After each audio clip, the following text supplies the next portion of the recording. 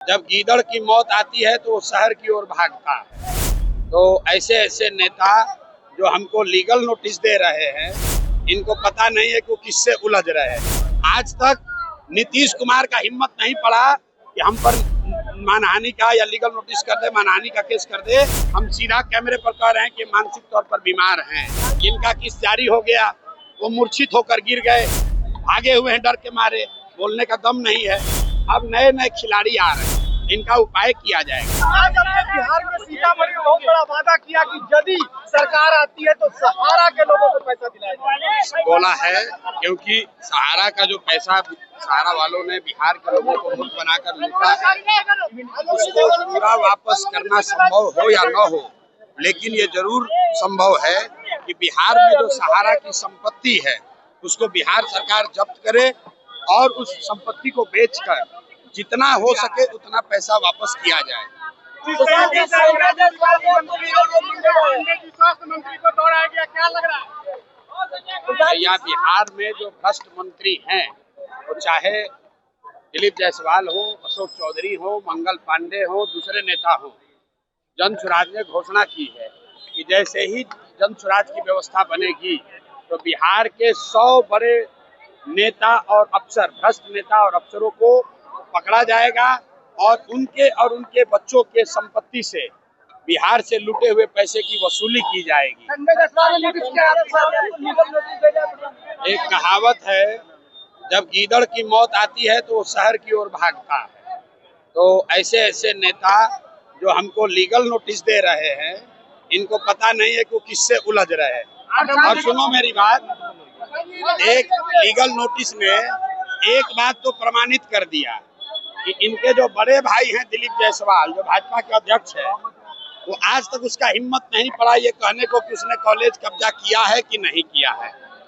आज तक नीतीश कुमार का हिम्मत नहीं पड़ा कि हम पर मानहानि का या लीगल नोटिस कर दे, मानहानि का केस कर दे। हम सीधा कैमरे पर कह रहे हैं कि मानसिक तौर पर बीमार हैं।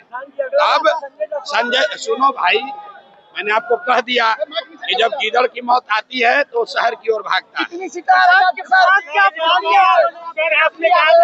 और भी किस्त जारी करेंगे हम।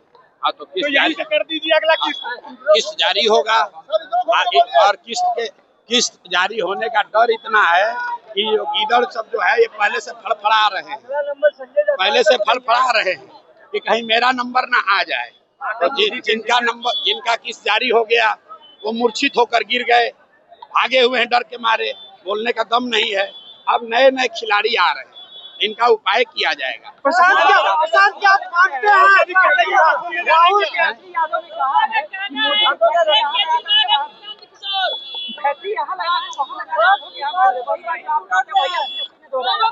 जो बात हम कह रहे हैं वो बात पूरा बिहार कहेगा। तेजस्वी यादव क्या, मोदी भी कह रहे हैं।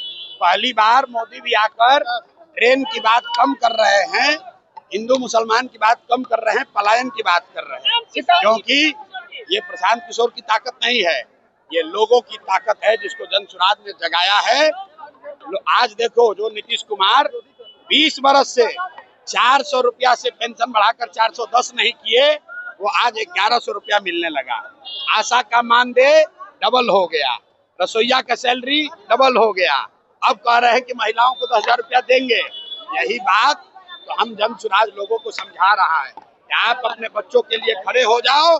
बिहार सरकार की तिजोरी जो जनता का पैसे से भरा हुआ है, उस पैसे पर आपका हक है, नेताओं का और भ्रष्ट अफसरों का हक नहीं है। वो पैसा आपको मिलना चाहिए, आपके बच्चों के पढ़ाई और रोजगार के लिए मिलना चाहिए।